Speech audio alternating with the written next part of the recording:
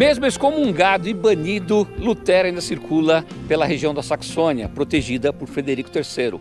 Mas os seus ensinamentos e os seus livros ultrapassam essas barreiras, criando um problema para Carlos V. Agora, católicos brigam com os protestantes e vice-versa. Isso enfraquece o império de Carlos V, que resolve fazer uma nova dieta aqui em Augsburgo e permite que Lutero exponha as suas ideias novamente. Lutero, por questões de segurança, prefere ficar em Wittenberg e envia o seu grande amigo Philippe Melanchthon. No dia 25 de junho de 1530, Felipe expõe essas ideias. Dentro desse documento, alguns temas como quem é Deus, a origem do pecado, alguns sacramentos. Esse documento ficou conhecido como a Confissão de Augsburgo, ou Confessius Augustana. O lugar está aqui na minha frente, onde essa decisão foi tomada, onde esse documento foi oficializado, que hoje é a base da teologia luterana. Em agosto do mesmo ano, os católicos vêm com um novo documento, Confutatio Pontificia, contra esses argumentos de Melanchthon. No ano seguinte, em abril de 1531, Melanchthon volta aqui a Augsburgo para fazer uma defesa, uma apologia do seu primeiro documento, da Confissão de Augsburgo. A história foi andando dessa maneira. Católicos de um lado, protestantes do outro.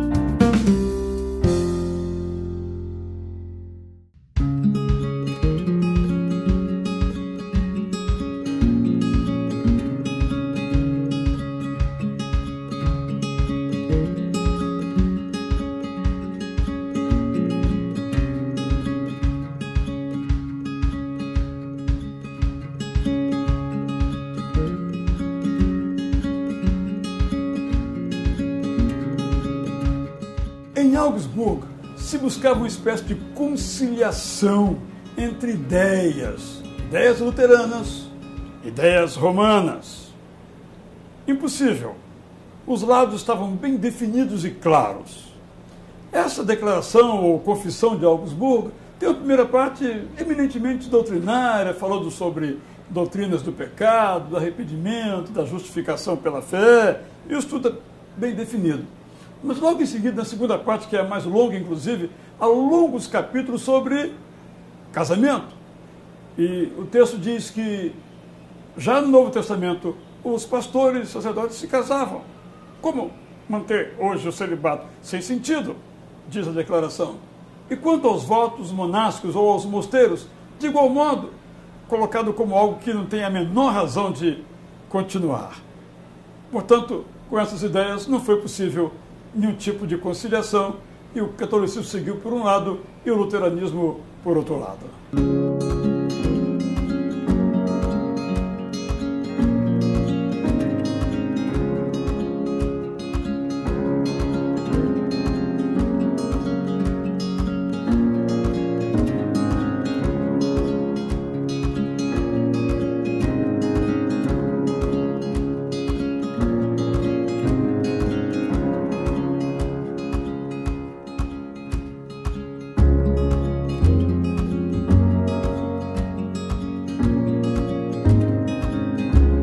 A dieta de Augsburgo ficou para trás. A divisão estava clara, mas ainda se tentava dos dois lados um concílio.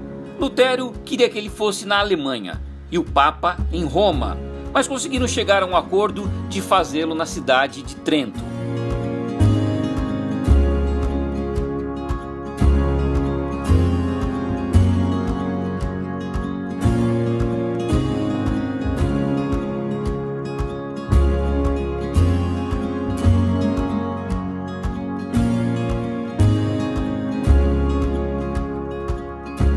Durante o período da Reforma, muitas dietas foram feitas.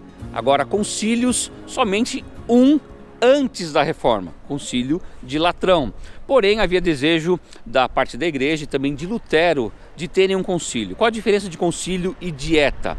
Na dieta participa o poder temporal e o poder espiritual, ou seja, os governantes e a igreja. Num concílio, somente o poder espiritual, somente os bispos se reuniam para discutir sobre a história e o caminho da igreja.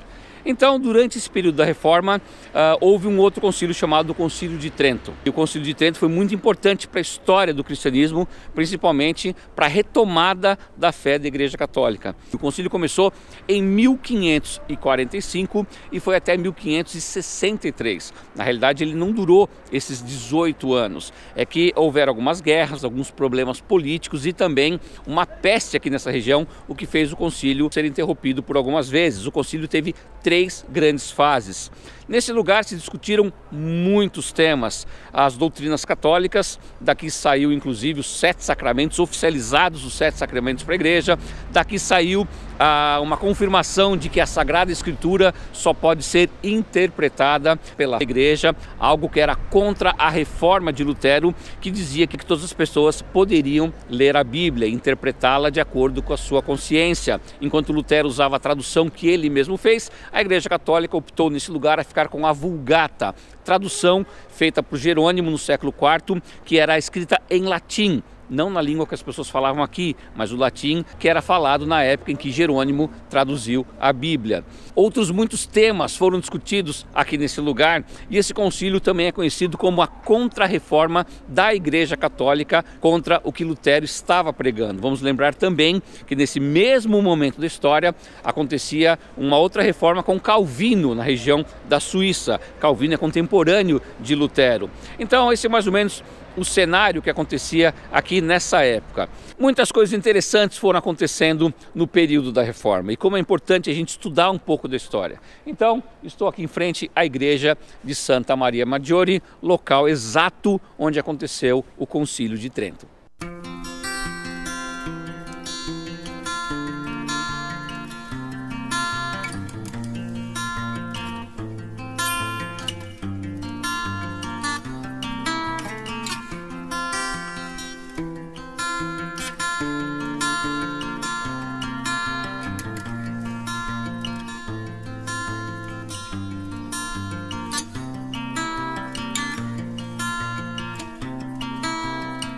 Ao contrário do que se pensa, Trento foi um concílio para acertar as diferenças, mas não deu mais certo.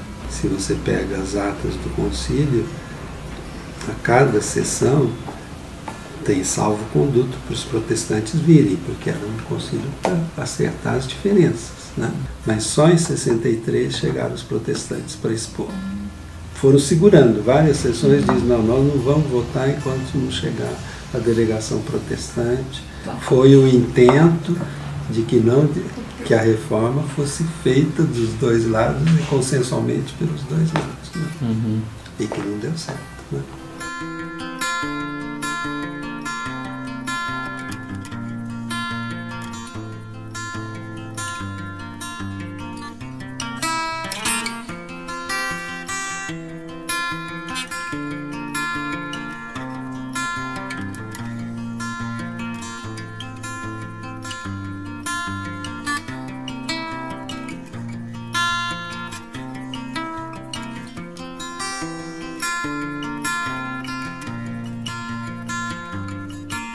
Lutero passou seus últimos dias de vida exatamente aqui nesse lugar. Por coincidência, na cidade de Eisleben, onde nasceu. Veio até aqui para simplesmente resolver algumas questões relacionadas à reforma. 3 dias antes da sua morte, pregou nessa igreja. Foi o seu último sermão. A igreja está ao lado da casa dos amigos que o recebiam aqui. Mas, infelizmente, no dia 18 de fevereiro de 1546, Lutero veio a falecer neste lugar com um ataque cardíaco.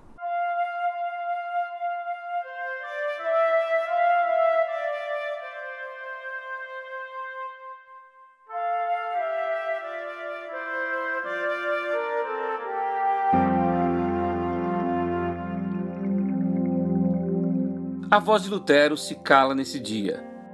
Mas cada ato de luta e perseverança por uma reforma na igreja se consolida, e seu legado é testemunhado através dos séculos seguintes. A história do Adventismo comumente inicia no século XIX, porém as suas raízes teológicas vêm bem antes disto, e Lutero é reconhecido pela teologia adventista como um homem de Deus erguido para restaurar uma verdade que há muito tempo estava perdida. E o seu tríplice argumento de sola gratia, sola fide e sola escritura também é o fundamento de toda a teologia adventista. Devemos isto a este grande homem de Deus. Entre tantos legados que Lutero deixou, sem dúvida nenhuma, o maior deles foi a tradução da Bíblia para a língua alemã, a língua do povo, para que o povo tivesse acesso, pudesse ler, conhecer esse Deus maravilhoso. A igreja continua tendo esse hoje como o grande propósito de levar essa palavra para todas as pessoas, com toda a sua simplicidade, para que as pessoas conheçam a palavra, creiam em Jesus como seu Salvador e sejam salvas. Martinho Lutero é uma figura extraordinária. De todos os seus legados, eu valorizo muito o princípio da liberdade. Martinho Lutero representa a coragem de um homem, de uma mulher, de uma pessoa, de um ser humano, responder a Deus apenas com sua própria consciência. A salvação é pela graça, mediante a fé, em que a graça é uma oferta divina e a fé é a resposta humana, se tornou o sola fide, ou somente a fé, ou somente pela fé, um pilar, uma coluna sobre o qual se ergue toda a teologia e toda a prática luterana e, por conseguinte, evangélica ou protestante. As comemorações, as festividades, a gratidão pelos 500 anos da Reforma Luterana se deve ao fato do retorno, do resgate do Evangelho, da mensagem da salvação em Cristo Jesus. E é esta mensagem que hoje nós continuamos ouvindo, praticando e proclamando a esse mundo que tanto carece dela. O corpo de Lutero foi transladado para a cidade de Wittenberg, local onde viveu a maior parte da sua vida, onde era protegido e amado. Você se lembra da Igreja de Todos os Santos ou a Igreja do Castelo, onde somente a elite, os intelectuais, estudantes e Frederico III frequentavam. Local onde 2 vezes ao ano aconteciam as exposições das relíquias de Frederico. Lugar onde se comprava descontos no purgatório, onde se comprava o perdão do seu pecado. Mas por que eu estou falando dela novamente após a morte de Lutero? Eu estou agora na parte interna da igreja, muito próximo à porta onde foram fixadas as teses de Lutero. A porta era mais ou menos parecida como essa, de madeira, né? A outra de bronze está do outro lado, há um pequeno átrio e as pessoas passavam por aqui para visitarem, para frequentarem a igreja. Essa era a entrada oficial. O interessante é que nessa igreja haviam as grandes peregrinações. As pessoas vinham aqui ver as relíquias de Frederico III. Ninguém sabe ao certo se Frederico III se converteu ao luteranismo ou não. A grande maioria acha que ele permaneceu católico. Alguns acham que no final da sua vida ele pediu a comunhão nas 2 espécies, algo que era comum aos luteranos. Mas o que é bonito de se ver é que Frederico respeitava demais Lutero, muito as suas ideias e os seus ideais, tanto que protegeu demais Lutero. E o que é interessante quando a gente está aqui na igreja é saber que Lutero foi enterrado aqui dentro, debaixo do púlpito, que tanto usava. E ao seu lado, o túmulo do seu querido amigo Felipe Melanchthon, e o seu braço direito na Reforma Protestante. Após a morte de Lutero, o Concílio de Trento ainda estava em andamento. Cabe lembrar que até o momento foi o concílio mais longo da história da igreja. Mas enquanto os assuntos não se definiam em Trento, nossa história volta para Augsburg. Por aqui, no ano de 1555, assinaram um documento chamado A Paz de Augsburg, que definiu o seguinte: a partir desse momento é oficializado cuius regio eius religios. Numa tradução mais informal, a religião que o rei decidir será a religião do povo. Esse tratado, assinado por Carlos V, estabelecia uma tolerância aos luteranos dentro do Sacro Império Romano da nação germânica, o que foi um passo importante para a consolidação da reforma de Lutero.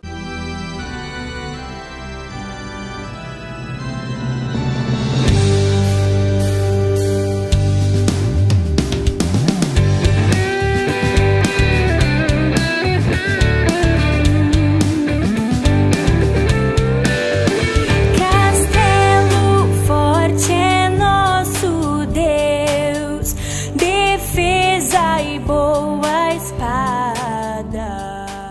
A grande pergunta é por que se pode celebrar a reforma?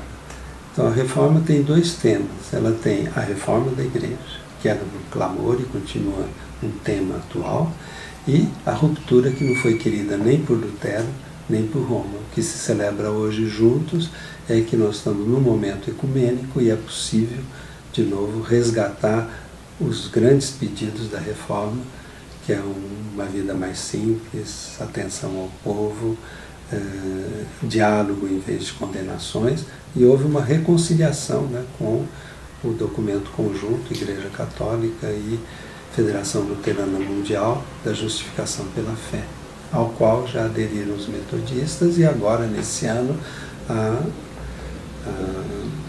Aliança Reformada Mundial acabou de aderir também ao documento. Então a gente celebra que a Igreja deve estar unida e deve reformar-se para que essa união possa acontecer.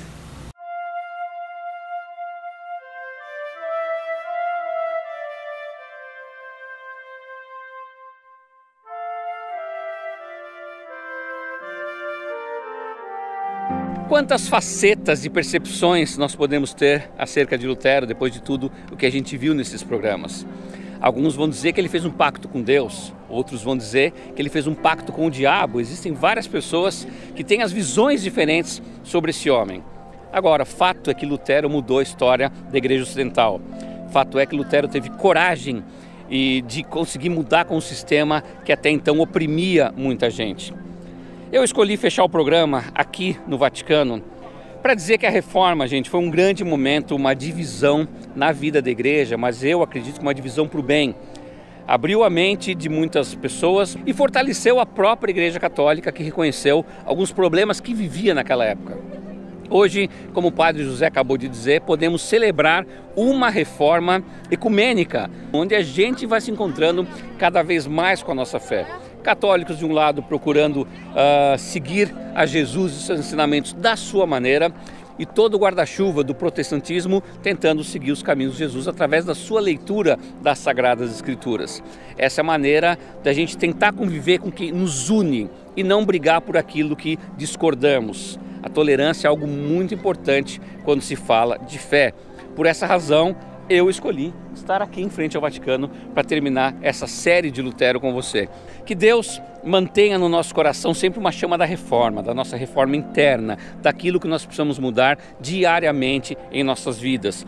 E que toda essa história de Lutero seja algo importante para mexer com a nossa vida e que nós possamos sempre focar no nosso alvo, que é seguir os ensinamentos de Jesus. Então, eu espero que você tenha gostado de todo esse giro por aqui. Se gostou, deixa sua curtida, seu comentário, compartilha o vídeo com os amigos, não deixa de me seguir nas minhas redes sociais e aproveita, se quiser ver mais vídeos sobre Lutero, é só clicar aqui na playlist. E eu te espero no meu próximo giro, porque afinal de contas, dentro de nós sempre vai existir um louco por viagens.